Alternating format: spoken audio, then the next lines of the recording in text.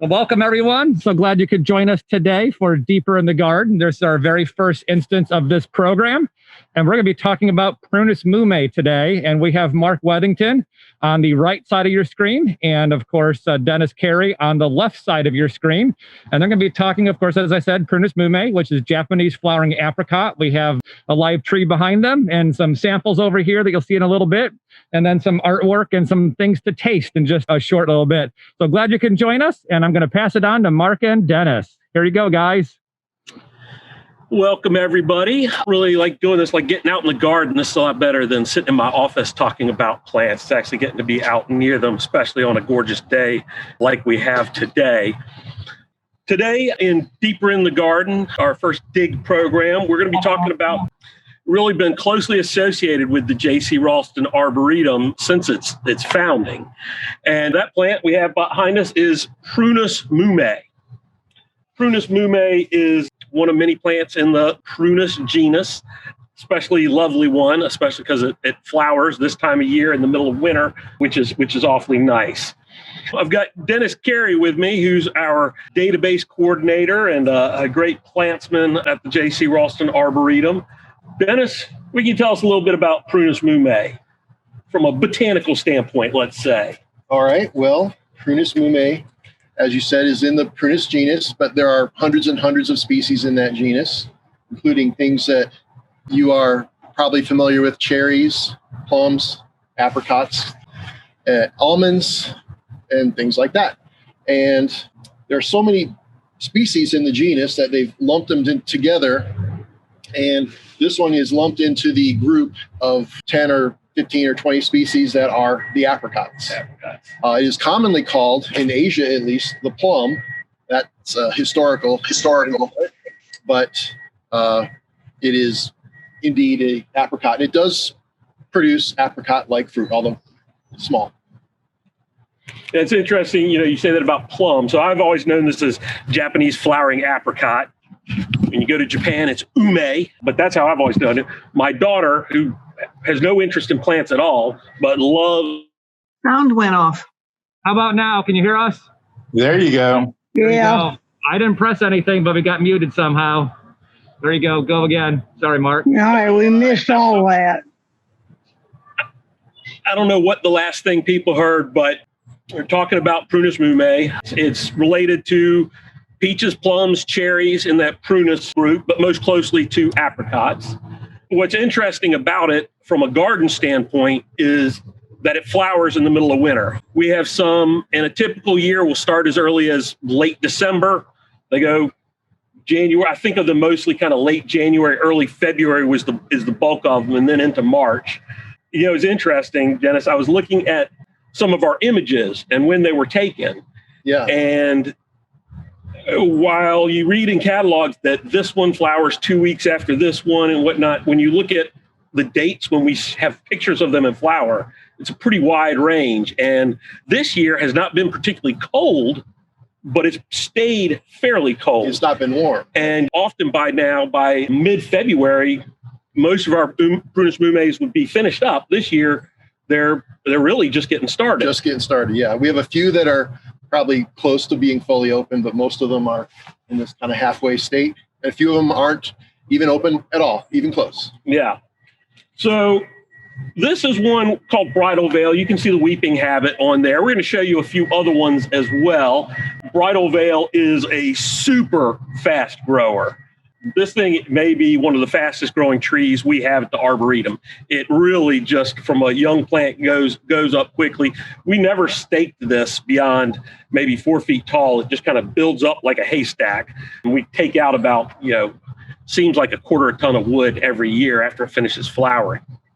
The Japanese break the mumes up into a whole bunch of different groups, but I kind of, from my landscape mind, break it up into two sections. And that's the ones that are really good flowers and the ones that are good fruiters. And most of what you can find easily in the U.S. are the flowering types. Now, some of those will form fruit, but not real easy. There's one thing they all have in common from an ID standpoint. I hope you can see this well on the camera, but the young stems, 1-year-old stems, are bright green.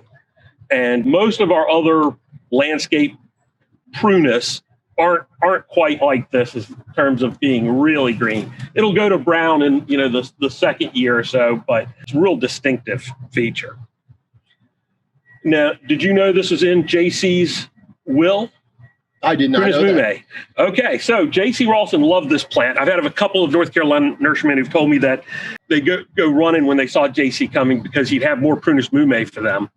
But I am told that in his will, he left some money to the city of Raleigh to purchase young Japanese apricot trees to plant around the city. In Raleigh, I stopped this morning, took a picture outside of my old bank, and they've got Prunus mume that are starting to flower. Peggy Clark, it looks like. UNC Rex Hospital has a bunch out in front of there. It's great. I roll my windows down during the winter because that's the other besides flowering in the middle of winter, they are incredibly fragrant. And I'll let you describe the fragrance because I've got a terrible sense of smell, and I can actually smell this. So Yeah, and I think I smell a little bit better than Mark. I would describe it as clovish, a little bit rosy. It reminds me a lot of my grandmother's hand cream, from when I was a kid. I've sniffed all of these ones that we have cuttings of, and they vary from plant to plant. And sometimes it's stronger, and sometimes it's weaker, and sometimes it's fruitier and spicier. Okay. So they do vary, but it's very pleasant. That clove scent is what I get out of that kind of spicy sweet, which is really nice because some of these winter flowering things that are really fragrant are very sweet or very citrusy, very lemony. And this is more like the old dianthus. Yeah, exactly like dianthus. And yesterday, I wouldn't call the scent overpowering, but yesterday I was walking around with my mask on and I could smell some of them when I got close enough through the mask. So it's strong enough to waft around, and certainly can smell this one right now. Yeah, for sure. So, there are various reporting on where these actually come from, but it looks like there's pretty good genetic evidence that they come from Sichuan area, kind of western Sichuan, but they've been spread all around because they're beautiful trees, because they have medicinal too. Medicinal. That was their primary use, from what I've been reading, is about 1,500 years ago, they moved from China to Japan for medicinal use. Right. And then after that became ornamental. And they're coming back around because people are rediscovering that they've got some medicinal qualities to them. Yes, as well. they do. So pretty interesting. We want to look at some of these other ones we have and talk about, I know you got a ton of information about. Before you go too far, Mark, what was the name of the cultivar again for the audience? This cultivar is Bridal Veil. It's a white weeping form. It does have pink buds that open, just slightly pink buds that open white. So when a tree's in full bloom, it's very white. But when it's just starting, like right now, it's just getting going, you still see a lot of that pink on there. So it kind of washes the color out a little bit. But it is extremely vigorous. And I should say, this was an introduction from Camellia Forest Nursery, who's a local nursery, and they have been one of the best sources for Prunus mume, but I'm not sure if they're growing them anymore. I checked a few weeks ago, their catalog didn't have any, but that was, those things change. Okay. I did find as a local source, Taylor's Nursery, at least they had Peggy Clark, which is a common one. Yeah. And online, most of the nurseries that sell it have Peggy Clark and maybe one other. Yeah. I did see a few specialty nurseries that had some of the fruiting ones or some of the red ones. Okay. So, Chris, you going to be able to catch us with some of these? Yep. Why don't you start with one of those down there? What do you have? Well, this is Peggy Clark. Speaking of Peggy Clark, it appears to be like a semi-double pink. The flowers can be either single-flowered or semi-double or double, although if you're far away and walking up to it, you really can't tell the difference in most cases. So this is one of the classic or traditional ones that is sold quite often. And you can see we have several pinks. Yeah. I will say one of the nice things about Peggy Clark, and one of the reasons that it's a little more prevalent in landscape circles, nurseries like Taylor's Nursery, which really supplies mostly landscapers with plants, is Prunus mume, without a lot of training, can have kind of awkward habit. We'll put it that way, which in Asia they love. It gives it much more wind-set look, aged look, like it's kind of craggy. And we'll look at some art that kind of shows that. But Peggy Clark has the best form with the least amount of work, and it's got a good fragrance. So that makes it a good plant for, if you want that, perfectly round shape. Our specimen in the winter garden, the unnamed one, is very contorted, which is very attractive, but yeah, I can see why landscaper. Landscaper want everything the same. So I got an odd one over here. This is one called Omoi Nomama. Omoi Nomama. Omoi Nomama is a semi-dwarf one, but it tends to be white, comes out of kind of pink buds, tends to be white, but often there'll be little pink streaks in the flowers. Sometimes it'll be big sector, sometimes it'll be just a little dot. There's actually one little pink dot on one of these, on a couple of these flowers right here. But then it'll go and it'll have whole shoots that are pink or almost pink. So it can have kind of this range of white to pink on the same plant, which is kind of interesting. A lot of times people look at it and say, hey, you've got some reversions on your plant, but the truth is that's what it does. Although ours has a little more pink than a lot of other ones often do. But it's a great one for a smaller area. And I should say, they take to pruning really, really well. They're used in bonsai quite a bit also. And that's good for cut flowers too. Good for cut flowers. You can cut them like this, and that stimulates them to make more branches for more flowers next year. Yeah, and you can cut them. They're good to force. These were all taken inside yesterday. Some of them were further along than others. But, if you have these in your garden, you can start as early as, kind of mid-December with a lot of them. Start cutting branches, bringing them inside. They'll open, they'll, scent your whole house, and then go outside and cut some more. And you can just keep doing that until it flowers out in the garden. So it's great for doing that. They will also take the unopened buds in Asia and they will throw them into a hot cup of tea, and the buds will open up. And scent and flavor the tea a little bit. So I've had, and we'll talk a little bit more about food, but I've had tea made with Japanese apricots that was then with the fruit, but then it had osmanthus in there to give a floral element to it, which was the osmanthus flowers. And with the fruit, they just smash the fruit and throw it in a cup of tea, right? No, this was one where they did something to it. I'm not sure what, but it was kind of this, like an early fall drink that they were giving. They said, but you never know. You go to one village in China and they do one thing different than, the next village. There's thousands of food recipes for the fruits and the flower buds of this plant. Yeah. It is a Prunus. Mark, can we be interactive during this Zoom Fruits and call? everything else are toxic. They break down in your body into cyanide, so don't eat those. Right. I have seen some recipes where they use the flowers, and I always found that interesting because, generally you want to stay away from any parts other than the flesh on most Prunus. With the flowers, you probably have to eat thousands of them. That's Any of the bad effects. So, I'm going to look at a couple. We took one out here. Nicholas, and I don't know if we have Big Joe. We had gone Joe, past. he wilted, yeah. Nicholas and Big Joe are two from a local plant breeder, Tom Kranitsky, named for his son and his husband. Nicholas is a nice semi-double, pale pink, but very vigorous and kind of upright compared to a lot of them. A lot of them really want to be wide-spreading, and Nicholas really grows more upright. So I actually think this has a real place potentially in horticulture like Peggy Clark, because it's a better traditional landscape. It is the tallest we have, which I thought is because there's a lot of plants around it, but okay. It's a fast grower. It wants to grow up, and it's fast grower, yeah. It isn't that old in the garden. Now, we mentioned Peggy Clark. I don't know, do we have any? We don't have any other Clarks. So W.B. Clark is a weeping form, pale pink, almost white weeping form. He's got Rosemary Clark. W.B. Clark was a nurseryman in San Jose, California in the 20s, 50s.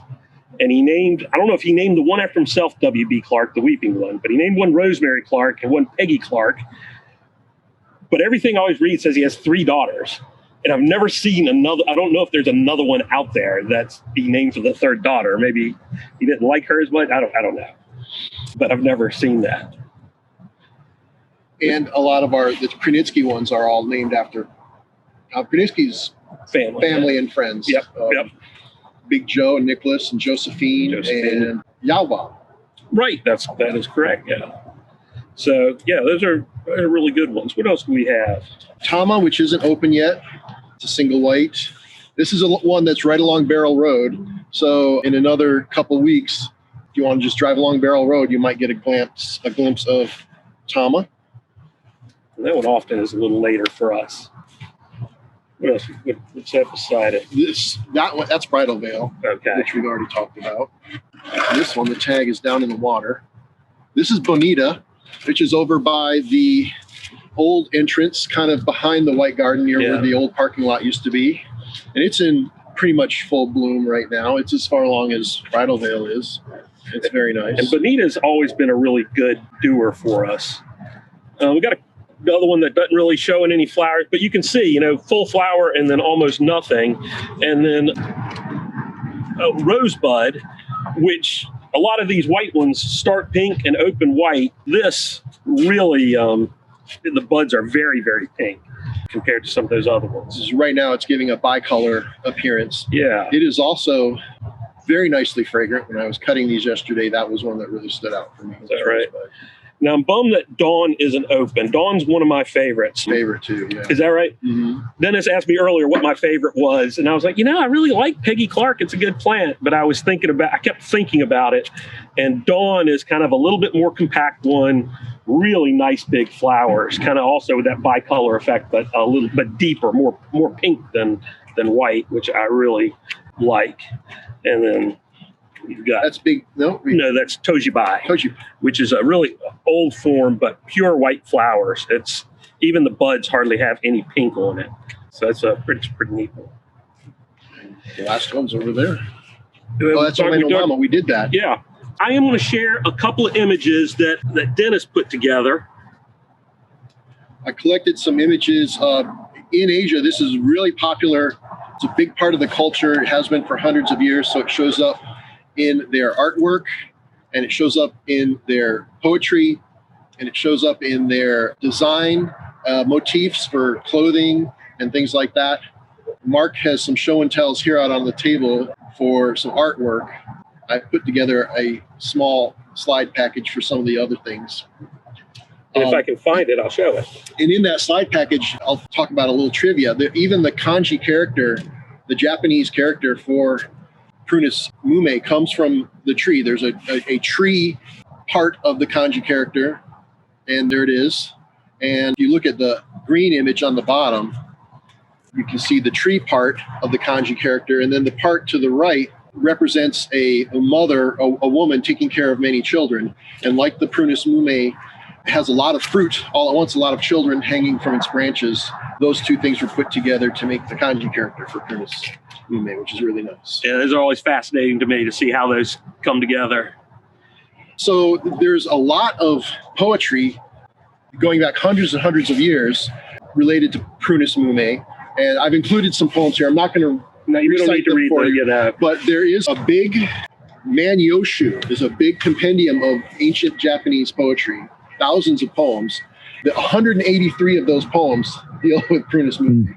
So how much they liked it. And there's another story of a rich man, an estate owner, who had a guest over to his house, his estate, and the guest got into some trouble. And as punishment, the estate owner made him write 100 poems about Prunus mume in one night. So Prunus mume is a big part of their art in Asia. So I have a theory about why there are so many poems and so much art about Prunus mume. And if you go into our database of images, we have a lot of Prunus mume images. And it is because all the people like me and Tim and our volunteers and Chris and all of us who take photos, we're getting sick of winter and the Prunus mume start, and we pull out the camera and start taking pictures of them. And then we're like, we're going to take pictures all year long. And then we get into spring and everything gets so busy, we kind of forget about it. And then it gets hot over the summer, and then it gets to be winter. And then all of a sudden we're like, yes, we're going to do it again. And we get out and take pictures. And it flowers right at that perfect time when everyone's getting sick of winter, February. You know, and the first warm days are just ahead, and you're getting antsy. And you have this one plant that's in beautiful color out in the garden. And I will say, when looking at the photos we have of it, there's so many photos of these flowers backed by this clear blue sky, which is really nice. You get that blue in the winter. Now, in China, there's a manuscript. The first manuscript just about Prunus mume was written by Fan Cheng Da. And it's a whole treatise on Prunus mume. He also did one on chrysanthemums. And I'm trying to find a book. There's something like Riding the Dragon Home, I think it's called, which is about, he wrote about Prunus mume, or May in Chinese, on Mount Imei. And then there's a whole famous book of him traveling by river from Chengdu to Suzhou on the coast, like 1700 miles, and writing all about the culture. And that's during like the 1100s, so during the Edo period. And I've been looking for it. You can get it on Amazon. I just can't afford it on Amazon. Okay, so this slide you're seeing here, there, Prunus mume, of course, the Japanese name for it is ume. And ume is a popular surname, and it's popular as part of the surname.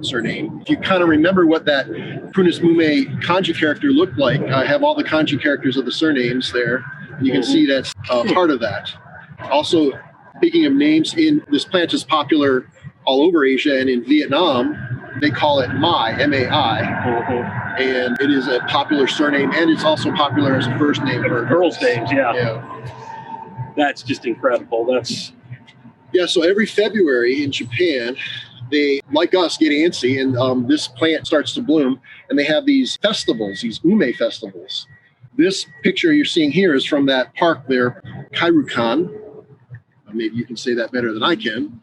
But it's a very large park, almost the size of Central Park in New York City, and they have thousands of Prunus mumes in this park, and of hundreds of different cultivars, or 100 different cultivars. And they all are open, more or less at the same time. And people will walk around and they'll have lunch. They have tea houses where you can have a cup of tea and contemplate the ume. And there are shrines around the city too, around Japan, with Prunus mumes around them. So you can have that as part of your prayers as well. Yeah, and it's popular all over Taiwan. It's their national flower. It's a national flower. It was actually, when Japan was voting for their national flower, this came in second to flowering cherry. Flowering cherry has, in the more recent 800 years, has surpassed Prunus mume in popularity. But prior to that, it was Prunus mume. We're going to get into food. We got some things to taste, but it's widely used all through Southeast Asia, and the fruit is interesting. Usually as fruit gets riper, it loses some of the acidity, becomes sweeter, whereas ume gets more acidic as it gets riper. And so it's, used medically, used with foods, but often used as kind of a preservative. They put it in Japan, They put it in bento boxes, keep everything else kind of, they feel like it helps keep it. There are groups actually studying that now. There is an antibacterial effect. It's the acidity of the fruit combined with other compounds in the fruit. And they put it in bento boxes to stop the food poisoning bacteria. Also, they are studying it medicinally as a mouthwash to get rid of bacterial issues in the mouth. And you can drink it. And if you have food poisoning, it can work on the things that might be in your gut. Food poisoning. Interesting. So the fruit itself looks like a peach or an apricot, only one that never fully formed. It has very little flesh. You've got that pit in there, and then a thin layer of flesh, and then that kind of fuzzy skin to it. And they get kind of yellow as they get ripe, but it's not something you would pick off the tree and just eat. No, they never eat them fresh. They always process them somehow, either pickling, or they mash them into a paste and add stuff, sugar or salt, depending on the recipe, to process them. And there's these old images from Japan and China, what we would look at and say, oh, it's a flowering cherry, is really typically is mostly mume. And these great. And these are old ones that I selected, but they are still, even today, you have these kind of Japanese cartoony things with Prunus mume, more modern looking things. And here you can see it is also used in clothing and part of their just design motifs outside of art. And here's some kimonos with Prunus mume on it. It's one of the main motifs used in kimonos. And here are some patterns that they use for whatever, websites and and fabrics, and that's very, very modern looking. Yeah. So while Mark's doing that, a little more trivia. So Prunus, the genus Prunus, comes from the Latin word for plum, and mume comes from the Japanese word for plum. So these are plum trees. Plum trees, which is a cute little name. So I just want to show this one image, and then we're going to move. In China, they have what they call the four gentlemen, and these are plants. And Prunus mume is one of those. This is my office. I just took this a little bit ago. So let's see if I can get the cursor. Well, from left to right on your screen, you have Prunus mume, which represents winter. Then you have an orchid, a cymbidium that represents spring, bamboo for summer, and then a chrysanthemum for fall. So I pulled the one for mume. You can see that. You can see it's kind of grows contorted and then has those great flowers on there. You bought those in China? Yeah, I bought this set in China on my first trip there. And love them all. Actually, while we're talking about art, I got another little piece that I was putting this together, and I was looking around my office, and I realized this. You were talking about the clothes and whatever. Visited a silk place. It was a school that all they did were silks, and the contorted tree with two of the three friends of winter, a pine and Prunus mume. It needs a bamboo.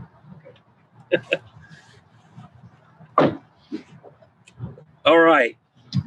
You try some? Yeah, let's go for it. All right. So Mark has been kind of chuckling for a couple weeks now, preparing me for these plums. I have had a bento box once that had a plum in it. All right. Well, and I was not expecting it. Now that I'm expecting it, I'm hoping to have a better reaction than I did then. This is more like a candy. Okay. This is umabashi no sheet, it says. So salty and kind of sweet and fruity. Okay. I like that. I would eat that. That's not bad. Well, we're not used to salty candy. No. But sure. It's very fruity, very concentrated. Yes. There's like a little fruit piece roll up.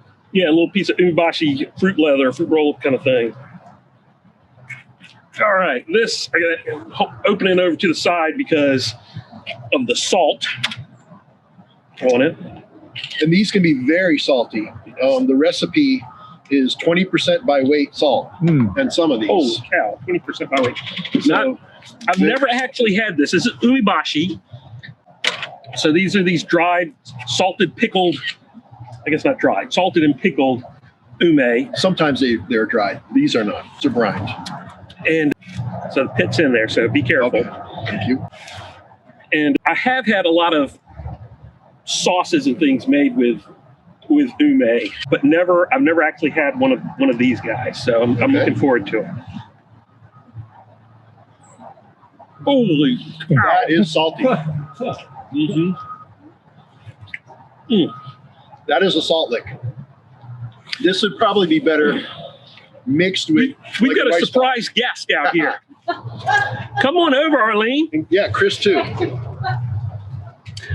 This would probably be better mixed with rice or broken up in with your, whatever you're eating. Well, it's very soft. Not what you would really think to fit in your mouth. Yeah. No, I don't even have to get that far. Yeah. Whoa. It's a little tart. I kind of expected them to be tarter than that. I guess that. It finishes salty. Very It salty. starts salty. It started sour. Starts sour, yeah.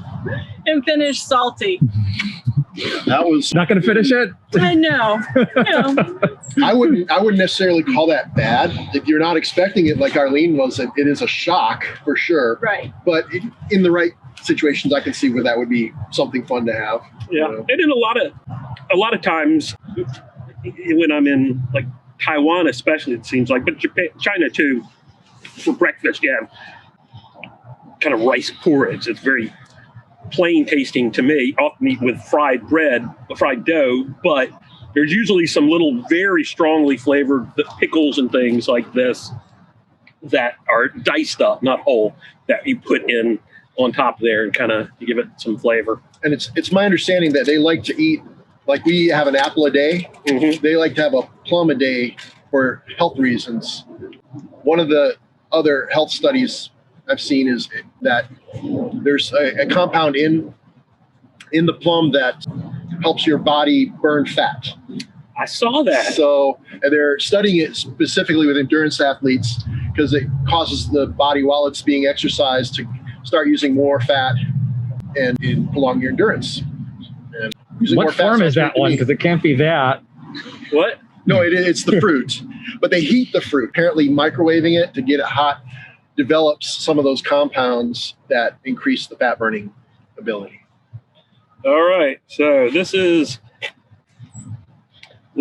umeshu, which you can serve on the rocks or mixed with a dry sparkling wine. We're going to have it. So this is plum wine, This is plum wine. which is either vodka or brandy soaked No, with No, fruit. this is not. This is actually a liqueur. Okay. We have some of that. This alcohol is made with the ume fruit. Okay. All right. So it's distilled right from the fruit. Great. All right. So is there a Japanese version of salud or cheers? Well, there is, and now I can't think of it. In China, kanpai, you could do that. Okay. Or just kampai or ume? Ume. All right. Yeah, that's very sweet. It's like a fruit liqueur. It's not as sweet as American liqueurs, but it's very pleasant. That's really nice. You could just have that as a dessert or a digestive or maybe even put it over ice cream or some cobbler Yeah. or something. Or just over some ice. Yeah, just on ice. That's very nice. Yeah. Or sparkling water. Something. All right. I like that. Now we have Akashi Ume. And the reason so much what I have is Japanese is because that's what it was easier to get. I had a harder time finding Chinese products. Now, did you order these online or did you go to that Asian store in Cary? These are mostly online. I did go to the H Mart in Cary, but they didn't have anything that wasn't here. I was actually going there to get kidneys, beef kidney, because my daughter makes a mean steak and kidney pie, Okay. which is one of my favorite things. And this is So this is whiskey. whiskey. Oh, yes, this is. I don't know what this whiskey is made from, but it's ume flavored whiskey. And it is also very sweet. If you've ever had what's that whiskey that has cinnamon in it here? Oh yeah, like Fireball or Yeah, something like that. Fireball. It's that kind of sweet, but instead of being cinnamony, it is fruity. It's very nice. It's got a real nice fragrance. For sure. Which is funny. I have some Chinese wine it's not wine, it's liquor that a friend brought me. And when you smell it, it has this beautiful aroma. It's really floral, sweet. And then you taste it, and it does not. Yeah. The smell and the taste do not This go smells together. good and This tastes good. this is good. It actually smells like it might be tart, but I don't taste any tartness at all. Really very smooth. Huh. Yeah.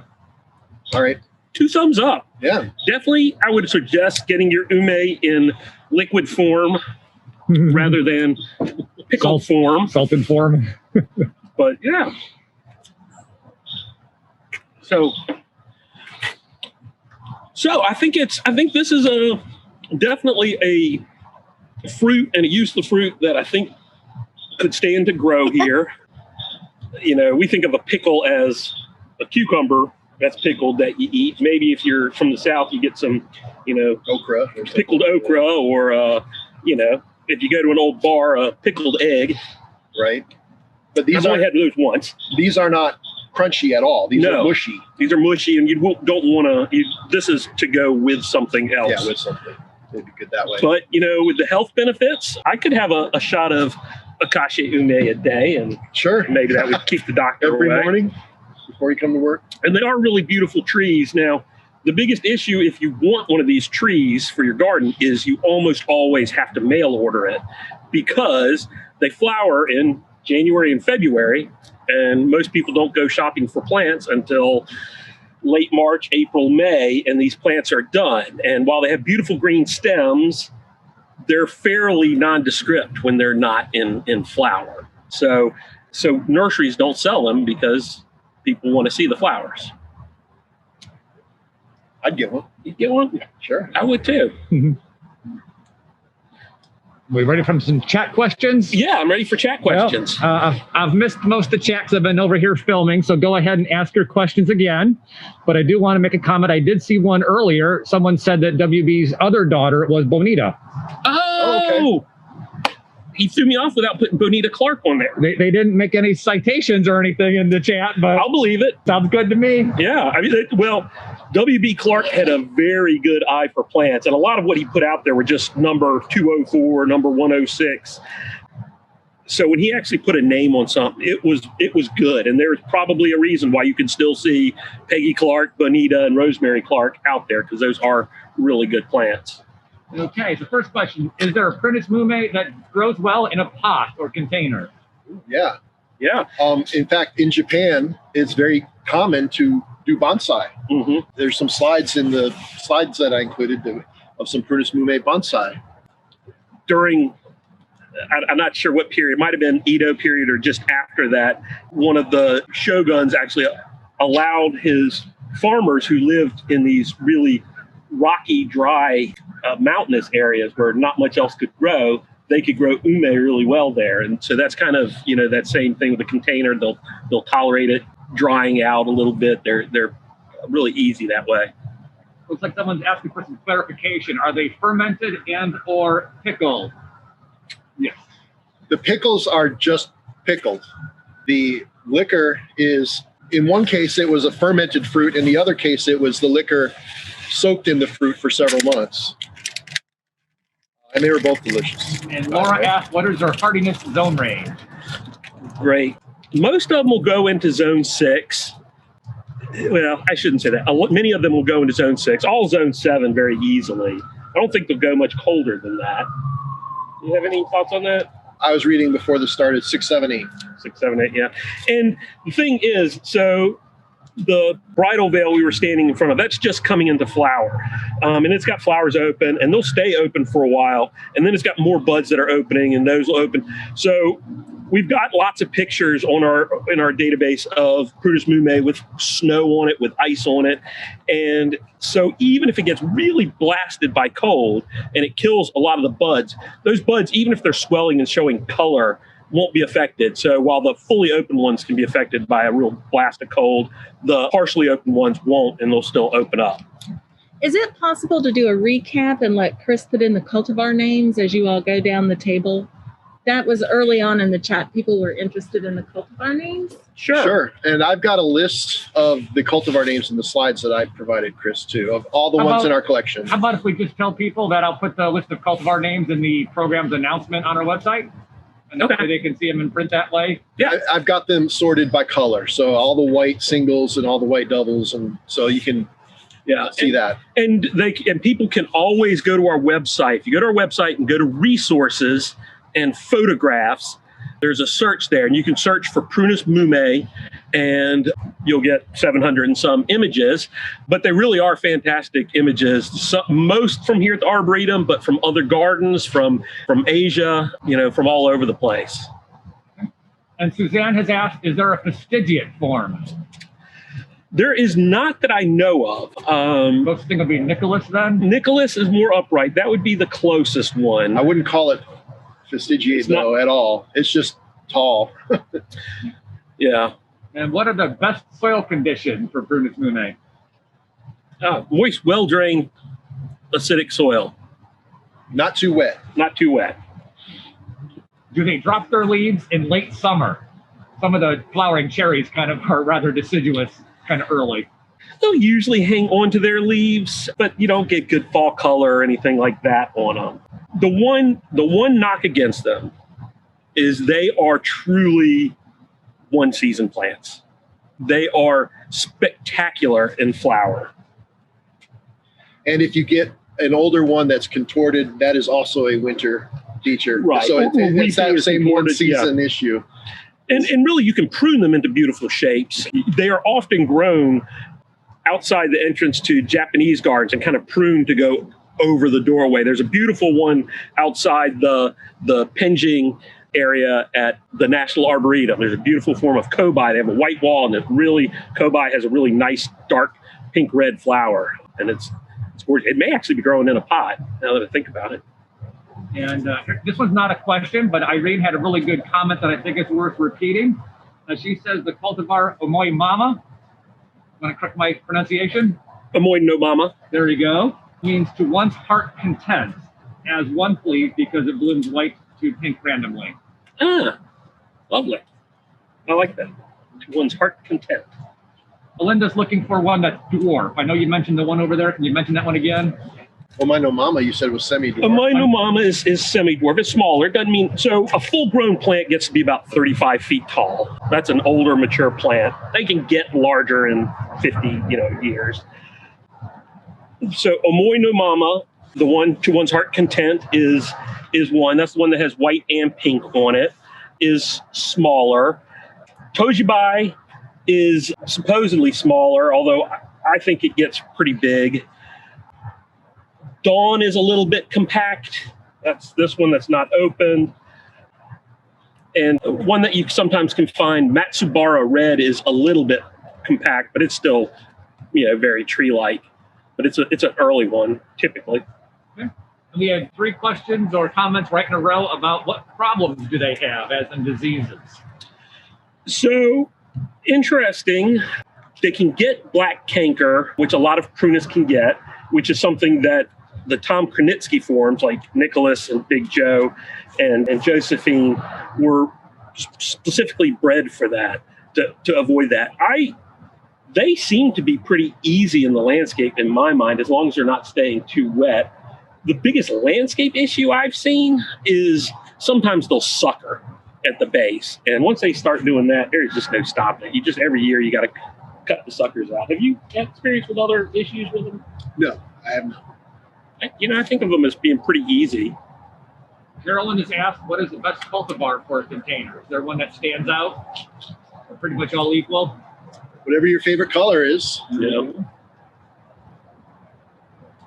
So if I were going to put one in a container, I like weeping plants in containers. So I would probably go with W.B. Clark or Bridal Veil, or there's some that are just, you can find as pink weeping or white weeping or red weeping. There's no true red, but if I were doing one, I think of these, I would like Rosebud, because the flowers there are very, very pretty close up, and they kind of stand out for me in close up. Yeah. And in a pot, I assume I'd be getting much closer to it than normal. Suzanne's question kind of goes back to the suckering, I think, a little bit. Are they grafted? Are they grafted? Often, yes. They don't have to be. They actually root very well, but quite often they are, because you can get a sizable plant quicker. Laura's asked, are they best in full sun? Yes. For And sure. Catherine has asked, do Japanese beetles tear them up like a weeping cherry? Not nearly as bad as weeping cherries, no. I will say this about plants. One other thing that's not a bad thing about it, but most of the Prunus mume, if you want what is traditionally a pretty shaped plant to Americans, you need to do some pruning on it when it's young, and continue to do that as it ages, because they'll often branch low.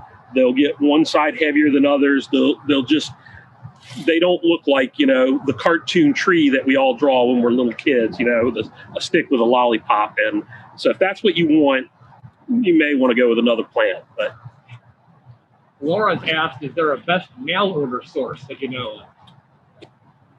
Well, it used to be Camellia Forest for these. Did you look for? I did look. I know one source had a whole bunch of them. They all had 2 or 3, and they were all different 2 or 3. So I don't have a recommended source. Whoever's got the cheapest shipping, I suppose. Yeah, usually you can find them on the West Coast, just because there are so many immigrants on the West Coast from Japan and Vietnam and China, that's often a good place for them. If you know a good nurseryman who likes to graft, because really that's how most of them will get, if they want to grow Prunus mume, let us know. We'll send them wood so that they can get them started for you. And Robert had a comment that Matsuboro Red has a nice architectural form. And I remember ours having a general nice form, and it wasn't all that large. Yeah. It's kind of more of an upright headed plant. Yeah, for sure. Do we ever have any for sale? I know we've had them for sale, not lately. Yeah, we have them for sale sometimes. Yeah, we haven't lately, but, maybe this is a good one to root a bunch for next year. We have a couple in the nursery right now. So Lori has asked, is our plant sale still on for tomorrow? So, yes, the plant we have, if you are local, we have some plants that have come out of our nursery. I want to make a warning to everybody that some of these plants are root bound or buggy or not named. This is a nursery clear out. So, but that is happening. I know weather's going to be ugly, so probably won't be many people around. So they'll still be out on Friday if not. But we are also having a rare plant auction. Our winter symposium, which you can still register for, is on this Saturday, February 20th. And along with that, we have a rare plant auction. Login will go live tomorrow, on Thursday. And that has got some great plants, some really great plants in it. So I'd encourage you to take a look at that. And it looks like our final question from Marilyn is, what is the closest reddish or deep pink colored cultivar? What's the closest to red? Matsubar Red. That was really nice. That was a really nice one. Plant. Kobai is an odd one. Kobai ranges from deep red to kind of medium pink. And so I think there's confusion in the trade of what Kobai actually is. So if you see it in flower, you can get a really good form of that. But otherwise, the Matsubar Red's just by far the reddest of any I've seen. Irene just commented that Hokai Bungo has good red color. Hokai Bungo, okay. The Bungo types are a group of Prunus mume, and they are actually hybrids mostly. Anyone you see that has Bungo with the name, hybrids with nectarines. But they do have good, the one typically shown as Hokai Bungo does have a nice red color. And comment from Catherine Wall. She got a Prunus mume from Garden Treasures. Ah, yes. And she commented that she thinks they're opening up either this weekend or next weekend. Garden Treasures, great idea. Go out and visit them. If they've got them, they've probably got pretty nice sized ones, and they'll be fantastic. And not that they have Prunus mume, but isn't Plant Delight's open house and Beautiful Levels open house? It's this weekend. Is it this weekend or 2 weekends from now? It's 2 weekends. February 27th, the last weekend in February, the first weekend in March. Come on, man. What? How long were you there? 10 years. 10 years. And that's it for the comments. All right. Well, thank you, everybody. Thank you, everyone. That was lots of fun, you. guys. Good job. Thank you. Thanks, everyone, for joining us. See you next week. Gardening 101, pruning hydrangeas. Thank you. We're going to make Arlene finish that Prunus mume fruit over here. Mark and I are going to fish the bottle. Yeah, I was going to say I left way too soon.